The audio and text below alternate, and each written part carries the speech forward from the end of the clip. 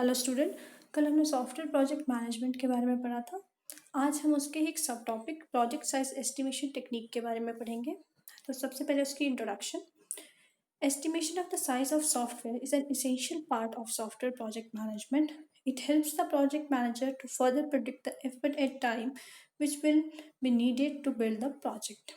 अब अगर हमें प्रोजेक्ट के साइज़ के बारे में पता होगा कि मेरे प्रोजेक्ट का क्या साइज़ है, तो हमें ये किस तरह से हेल्पफुल करेगा। इससे हम एक टाइम पीरियड डिसाइड कर सकते हैं कि मेरा प्रोजेक्ट कब कंप्लीट होगा या इस पर कितना एफर्ट लगेगा, कितना टाइम लगेगा, कितनी कॉस्ट लगेगी। जो एक प्रोजेक्ट मैनेजर होगा वो इस चीज़ को ईजिली क्या है वो काउंट कर सकता है अगर उसे प्रोजेक्ट के साइज़ के बारे में पता होगा। तो इसकी कुछ टेक्निक्स हैं। Line of code, number of entities in ER diagram, total number of processes in detailed data flow diagram, function points. First of all line of code, इसे हम LOC भी कहते हैं। LOC count the total number of lines of source code in a project. The unit of LOC are KLOC 1000 lines of code, NLOC non comment lines of code, KDS है 1000 of delivered source instruction।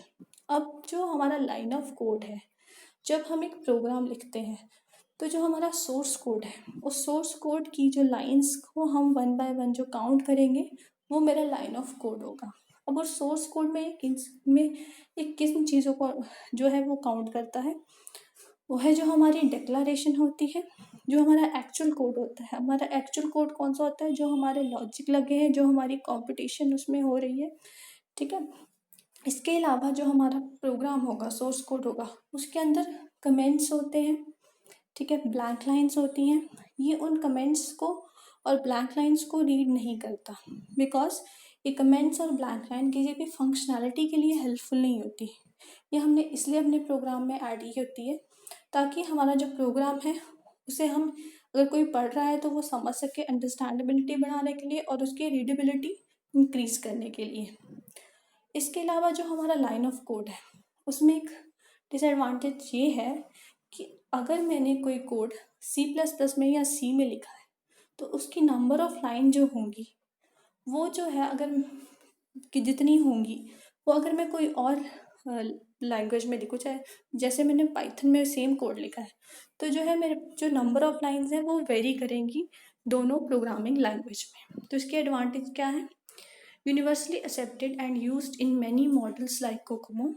Estimation is closer to developer perspective, simple to use.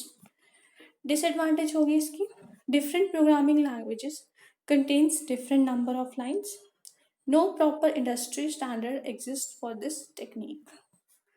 Next is number of entities in ER diagram. ER model provide a static view of the project.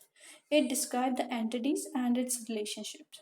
The number of entities in ER model can be used to measure the estimation of size of project. अब जो ER diagram होंगे इसमें हम कोई programming language calculate नहीं कर रहे। ER model जो है वो एक व्यू देते हैं, स्टैटिक व्यू देखते हैं आपके प्रोजेक्ट का। तो जितनी उसमें एंटिटीज़ होगी हम उसे कैलकुलेट करेंगे और उससे हम क्या है अपने प्रोजेक्ट के साइज़ को एस्टिमेट करेंगे। तो इसकी एडवांटेज क्या होगी? Size estimation can be done during initial stage of planning. Number of entities is independent of programming technology used. Disadvantage क्या होगी? No fixed standard exists. Some entities contribute more project size than other. Then है हमारा total number of processes in detailed data flow diagram, जो हमारी DFD है। DFD represent the functional view of a software. Already existing processes of similar type are studied and used to estimate the size of the process. Some of the estimated size of each process give the final estimated size. अब इसमें क्या है DFD में? DFD भी हमारी कोई programming नहीं है, ये भी क्या है एक हमारे आगे सॉफ्टवेयर का, हमारे प्रोजेक्ट का क्या है फंक्शनल व्यू होता है। आप एक डायग्राम समझ लीजिए ER डायग्राम्स पर DFD को। तो इसमें जो हमारे प्रोसेसेस होंगे, जो हमारे प्रोजेक्ट की फंक्शनैलिटी होगी, हम उसमें हम फंक्शनैलिटी को हम प्रोसेसेस में डिवाइड कर देते हैं।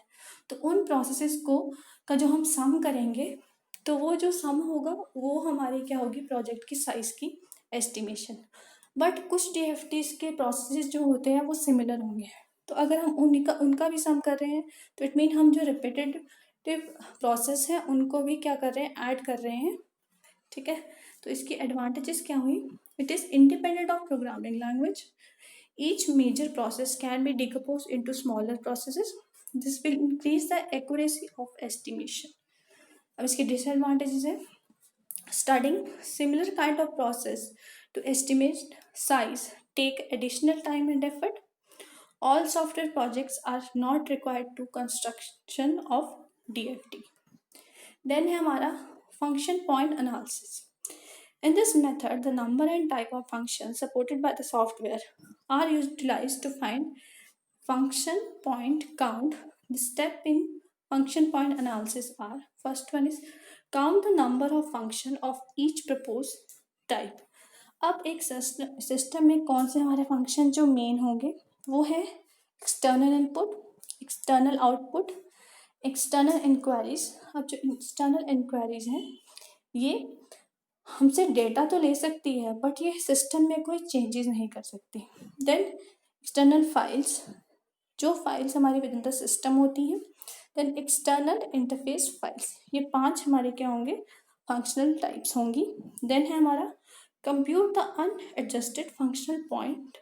अब अनएडजस्टेड फंक्शन पॉइंट काउंट करने के लिए जो मेरे 5 फैक्टर थे, जो मेरे 5 फंक्शन टाइप्स थी, उसकी जो फंक्शन टाइप्स हैं, जो मेरे 5 फैक्टर्स हैं उनकी, वो सिंपल, एवरेज और कॉम्प्लेक्स होती है। वो डिपेंड करती है किस पे, उन फंक्शन टाइप्स की कॉम्प्लेक्सिटी पे। तो जो हम इसे कैलकुलेट करते हैं, जो मेरा वेइंग सम होता है, उसके लिए हमारा फॉर्मूला होता है multiply count of functional type into weighing factor. और वेइंग फैक्टर जो है वो मेरा उसकी कॉम्प्लेक्सिटी पे डिपेंड करता है। देन है हमारा find total degree of influence, जिसे हम TDI कहते हैं। अब TDI फाइंड करने के लिए क्या होता है, हमारे जो 14 जनरल करेक्टरिस्टिक होते हैं किसी सिस्टम में, हम उन्हें उनका सम करते हैं और डिग्री ऑफ इन्फ्लुएंस फाइंड करते हैं ईच ऑफ देम की।